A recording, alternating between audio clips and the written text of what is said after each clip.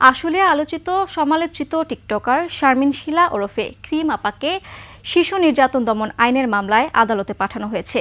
Police জানায়, viral হওয়ার জন্য নিজের ছেলে ও মেয়েকে নিয়ে সামাজিক যোগাযোগ মাধ্যমে ভিডিও পোস্ট করতেন এই ক্রিম আপা।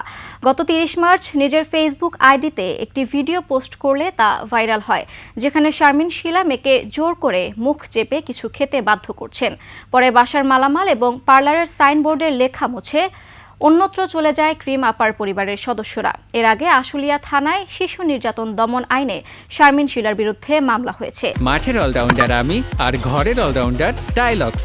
টাইলক্স টয়লেট ক্লিনার, ক্লিন মানেই টাইলক্স। গতকাল বৃহস্পতিবার সন্ধ্যায় সাভারের পৌর এলাকা থেকে তাকে গ্রেপ্তার করা হয়।